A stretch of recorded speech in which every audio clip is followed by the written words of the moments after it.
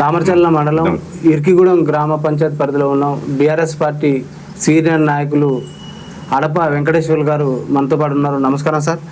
మీరు బీఆర్ఎస్ పార్టీలో ఎంతకాలం నుంచి పనిచేస్తున్నారు? పార్టీ బలోపేతం ఎలాంటి కృషి చేస్తున్నారు? 10 సంవత్సరాల నుంచి చేస్తున్నాను. కేసీఆర్ వచ్చిన కానీ మేము టీఆర్ఎస్ పార్టీలో పనులు బాగా చేస్తాను. మాకు గత 10 ఏళ్ళలో ఎలాంటి అభివృద్ధి జరిగింది ఇక్కడ? అప్పుడు పెద్దగా అభివృద్ధి బీఆర్ఎస్ మాకు జరిగిందండి. కేసీఆర్ నల్లాలు వచ్చినాయి, మరి శ్మశానం వచ్చింది, టార్ ఇచ్చిండు, రోడ్లు పోసిండు, పింఛన్లు బాగా ఇచ్చిండు, రైతు బంధు బాగా చేసిండు, రైతు బీమా చేసిండు, మాకు అన్ని సౌకర్యం బాగా చేసిండు. ఇప్పుడు ప్రభుత్వం చేయలేకపోతుంది. కొంతమందికి ఏంది రెండు సార్లు పోయింది, 2 పంటలకే పోయినాయి. మొన్న వేసింది ఎలక్షన్ దగ్గరకు వస్తుందని మొన్న వేసిండు అందరికీ. అది 15 ఎకరాల లోపే వేసిండు, మళ్ళీ ఆగింది. పింఛన్లు 4,000 ఉండి అయ్యి ఇట్లా కేసీఆర్ అన్నది మొత్తం ఇచ్చేసిండు. మాకు పైప్ లైన్ కానీ నీళ్ళకి కానీ ఇబ్బంది లేదు. ఇప్పుడు ఇబ్బంది బాగా అవుతుంది మాకు. మొత్తం ఎడబెట్టిన బెజ్జాలు పడి డ్యామేజ్ పడి ఒకళ్ళు పట్టించుకోవట్లా. నాకేం పార్టీ అధికారం లేదు, మేము పోతే మీకు లేదు కానీ అంటుండ్రు. మరి గత ప్రభుత్వాలు డబుల్ బెడ్రూమ్ కానీ దళిత బంధు బీసీ బంధు ఎలా? మాకు దళిత బంధు అంటే వాళ్ళు సోడు చూపెట్టండి. మామూలుగా కేసీఆర్ ఇల్లు సోడు చూపెడితే కట్టామన్నారు. అంత గవర్నమెంట్ ల్యాండ్ అయింది, పట్టా భూములు అయితే ఇస్తామన్నారు.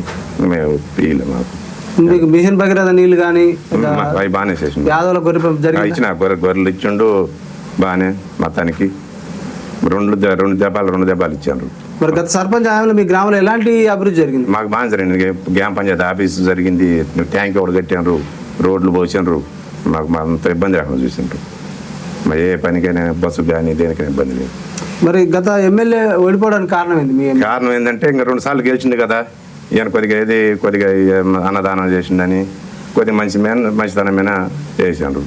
2 సార్లు గెలిచినాక 3ఓసారి చూద్దాము, 2ఓసారి ఒకసారి అని వేసిండ్రు. జనం ఇప్పుడు వాళ్ళే తలకాయ పట్టుకుంటుండ్రు. ఏం పనులు కావట్లా. ఇప్పుడు ప్రస్తుతం కాంగ్రెస్ పార్టీ 6 గ్యారెంటీలు ఎట్లా అమలు అవుతున్నాయి? 6 గ్యారెంటీలు ఏమి చేసిండు? ఒక్కటన్నా పూర్తి చేసిండా? మీరే చెప్పండి.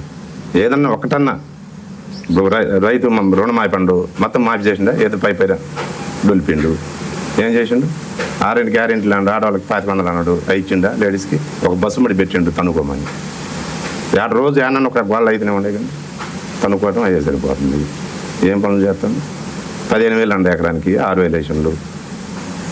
కొంతమందికి వేసిన కొంతమందికి వేయాల. ఇంచిన 4,000 అండి ఇలా. మరి సైకిల్లో ఏదన్నాడు అవి ఇలా. ఏం చేసిండు? మీకు బస్సు అడిగే పని లేకుండా 3 టిప్పులు వేస్తానండి. ఒకటి ఇప్పుడు గడిలేదు. నీళ్ళు లేవు అసలు సౌకర్యం. కరెంట్లు ఉంటలేదు, నీళ్ళు లేవు. ఇప్పుడు మీరే చూపెడతాండి పైప్ లైన్లు.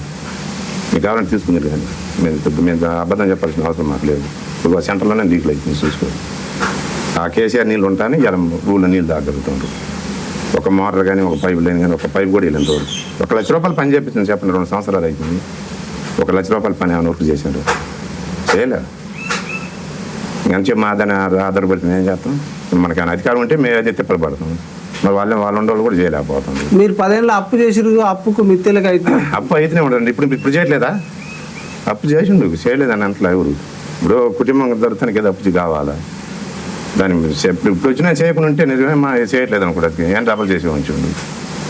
అందరూ తెలిసింది ఆయన చేసిండు. చేస్తే వాళ్ళిద్దరు 3 కలిసి చేసిండు. ఇప్పుడు అతికాదిగా 10 మంది కలిసి చేస్తాను. మీరే చూడండి. ఏం చేస్తే 3 కుటుంబంలో ఒక్కరు చేసిన వాళ్ళు ఇప్పుడు 4 దళుకొని చేస్తాను. ఎవరు అందరూ వాళ్ళు తీసుకొచ్చుకోండి. ఇప్పుడు అందుట్లో నేను బియ్యాలని అంత దగ్గర కూడా రాని ఇట్లా మరి ఒక పని చేయట్లా. మరి ఎందుకు అర్థం కావట్లా? మీ గ్రామానికి ఇంద్రం ఇల్లు కానీ రేషన్ కార్డులు ఎన్ని వచ్చినాయి? ఎంతమందికి రేషన్ కార్డులు? ఒక 50 చిల్లర వచ్చినాయండి. ఇంద్రం ఇల్లు వచ్చినాయి, పెనుగులు ఆగిపోయినాయి. వాళ్ళు పోటీలు పెట్టుకున్న వాళ్ళే ఆపుకున్న వాళ్ళే. ఈ స్థానిక ఎమ్మెల్యే బిఎల్ఆర్ ప్రజలకు అందుబాటులో ఉంటున్నారు. ఎలాంటి అభివృద్ధి? అందుబాటులో ఉంటుంది. అభివృద్ధి ఎలా జరుగుతుంది ఈ నియోజకవర్గంలో? అసలు ఏది అభివృద్ధి ఏ ఊళ్ళో జరగల. ఏదో మా నచ్చిన ఊళ్ళో ఒక 2 ఊళ్ళో 3 ఊళ్ళో చేస్తుండ్రు. లక్ష్మీపురం బాగానే ఇచ్చినండి, ఇల్లు అడగడుతుండ్రు. మరి దేవాలపల్లి ఏమో కడుతుంటుంది. కొన్నిసార్లు ఇచ్చినా కానీ మా ఊళ్ళో లేదు. ఇచ్చినట్టు ఇచ్చిండు. 15 రాసిండు మంగళ. తర్వాత 2 క్యాన్సిల్ అయినా 13 ఇచ్చిన. 13 కూడా ఇంతవరకు దిక్కులేదు. అవి వాళ్ళే పోటీలు పెట్టుకోవటం, వాళ్ళే తనుకుంటుండ్రు. మాకు రావట్లేదు, మాకు వాళ్ళే పొలాలు పెట్టుకుంటున్నారు. స్థానికంగా పవర్ ప్లాంట్ ఉంది మీకు, యాదాద్రి థర్మల్. యాదాద్రి మాకు ఏం వేయట్లేదండి. మీకు స్థానికుల ఉద్యోగ కల్పన అసలు లేవు మాకు. ఏర్పడం అటు తనలకే పోయినా కానీ మాకు లేదు. మీకు ఉద్యోగ కల్పన లేదు? అసలు ఏం లేదు. ఎంపీటీసీ 2 కలిసి ఉండవు. మాకు చేయాల్సింది అంటే మరి 2-3 సార్లు తిరిగితే మీకు శాతం అంటారు. వాళ్ళు చేయట్లా. రోడ్లు పోయినాయి మొత్తం. ఇప్పుడు ఏర్వన్ రోడ్డు ఇటు ఈ రోడ్లు మొత్తం తిరిగి గొల్ల అయిపోయినాయి. ఏం లేవు రోడ్లు పట్టు. ఏందని అడిగితే లేదండి ఎవరు చేయట్లే పనులు లేదు మేమేం చేస్తామని ఎమ్మెల్యే గారు అంటున్నాం 2 సార్లు పోయినాం ఎమ్మెల్యే గారికి కూడా రోడ్లు కొద్దిగా ఊళ్ళో పైప్ లైన్ కోసం చేతలే అంటున్నాం కానీ ఆయన ఏం చేయలేకపోతాం. ఇప్పుడు సర్పంచులు కావాల్సిన మూచి 18 ఏళ్ళుగా వస్తుంది. మరి స్పెషల్ ఆఫీసర్ పాలన ఎలా ఉంది? ప్రజలు స్పెషల్ ఏమో ఆఫీసర్ ఎక్కడ పారిశుద్ధ పనులు చాలా అసలు ఏం లేవు బాగా ఇబ్బంది అవుతుంది చేయట్లే ఆయన అడిగితే ఏం చదువుతుండు పనులు లేదు నేనేం చేస్తాను 4-5 లక్షలు పెట్టున్నాను నా వల్ల కాదు ఆయన చేతులు ఎత్తాను. ఇందాక మీరు వచ్చే మంగళనే వచ్చి మేము ఏంది పైపు లేనిది అంటే పనులు లేదు ఏం చేద్దాం మరి ఒకరోజు పోయేద్దాం రా అంటున్నాం మమ్మల్ని ఫ్యాక్టరీలో. ఇప్పుడు వానాకాల సీజన్ స్టార్ట్ పారిశుద్ధ్యం కూడా అస్తవ్యస్తంగా ఉందండి. దోమలు మామూలు లేవు కాలువలో వాసన వస్తున్నాయి బ్లీచింగ్ పౌడర్ లేదు ఏం లేవు. ఇదివరకు కేసీఆర్ ఉన్నప్పుడు బ్లీచింగ్ పౌడర్లు నెల ఒకసారి లేదు ఒకసారి 2 సార్లు మందు కొట్టేది ఇప్పుడు అసలు ఏం లేదు. ఇప్పుడు విద్యా వైద్యం ఎలా ఉంది? ఇంకా విద్య అంటే మామూలుగా ఇంకా అంత పెద్దగా అనుకూలంగా లేవు. అప్పుడు కేసీఆర్ ఉన్నప్పుడు బాగుండేది ఇప్పుడు పెద్దగా లేవు. వైద్యం ఎట్లుంది? వైద్యం కూడా ఒక మైనగా అట్లా నడుస్తుంది మరి తీసేద్దే వాళ్ళు తీయకుండా నడుపుకుంటారు పరుగు బాధ్యత. గత ప్రభుత్వం బెల్ట్ షాపులు అట్నే కొనసాగి ఇప్పుడు కూడా బెల్ట్ షాపులు అట్నే ఎక్కువైనా ఇప్పుడు మరి ఆ ప్రజలు తాగి చాలా వరకు కుటుంబాలు ఆగమవుతున్నాయి. నియంత్రణ చేస్తలేరు మీరు? ఇంకెవడంతా అటు వదిలేస్తాం. ఆ ప్రభుత్వం చేస్తే ఏం చేసి ఈ ప్రభుత్వం ఏం చేస్తే ఏం చేస్తారని ఎక్కడికి వస్తాం. ఇప్పుడు యువత కూడా బాగా డ్రగ్స్ కు మధ్యాహ్నానికి బాగా బాగా మరి ఆ యువతకు మార్పులు అంటే ఉపాధి అవకాశాలు ఏమి లేవా ఈ ప్లాంట్ లో లేవు దగ్గర మీకు? ఇది కడుతుండ కానీ ఇది ఏమన్నా లైన్లోకి వస్తే ఏమన్నా వస్తాయి కానీ అది నిమ్మలంగా నడుతుంది పని. వాళ్ళు మేము పోయి అడిగితే ఏమంటారు మా ఇప్పుడే నేను మొదలుపెట్టి మేము చేస్తాం ఊళ్ళో అంటాం. మాది ఊరికి స్టార్ట్ అయితే మేము కార్తీక కొత్త చేస్తాం అంటారు. మేము చేయట్లా రాసి వాళ్ళు అక్కడికి పోతేనేమో వాళ్ళు పెద్ద సంస్థ అండి మేము శాతం అంటారు వాళ్ళు చేయట్లా. వాళ్ళు రాసి వాళ్ళు చేయాలి మాకు పనులు అంటే ఏ పని అంటే ఆ పని చేయాలి వాళ్ళు చేయట్లా. కొత్త వాళ్ళు వచ్చాడు ఇప్పుడు చూద్దాం 2 సార్లు తిరిగి వచ్చినాం. అప్పుడు వచ్చి పైపులు కొలుచుకొని పోయారు మళ్ళీ ఇంకా తొట్టలేదు అడ్రస్ లేదు. అప్పుడు 10 ఏళ్ళ కేసీఆర్ పాలనకు ఇప్పుడు 18 ఏళ్ళకి రేవంత్ రెడ్డి పాలనకి లేదు తేడా బుచ్చడి తేడా ఉందండి.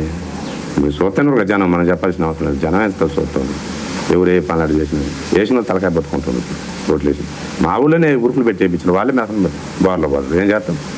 ఎమ్మెల్యే ఎక్కడ పోతే అక్కడ పనులు లేదు అంటుంది ఏం చేస్తారు వాళ్ళు మనకి ఏదైనా పనులు ఉంటే తెచ్చి చేస్తారు పని. ఇదివరకు మేము అంటే మాకు రోడ్డు ఎంపవరీ మీకు ఇష్టం వచ్చినట్టు నేను చేయించేది శ్మశానం అటాక్ చేసిన మనం రోడ్లు మొత్తం చుట్టుపోసింది కొద్దిగా ఆయన వాటికైనా చేయంటే వేయలేము. అది 1 లక్ష రూపాయల పని కూడా లేదు 2 సంవత్సరాలు అవుతుంది. కానీ 1 లక్ష రూపాయల పని చేసినట్టు చూపెట్టమని.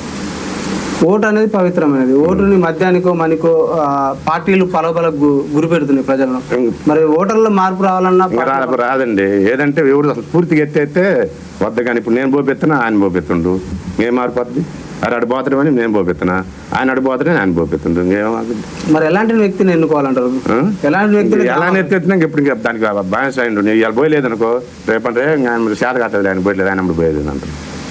అట్లా తయారైందన్నమాట వ్యవస్థ.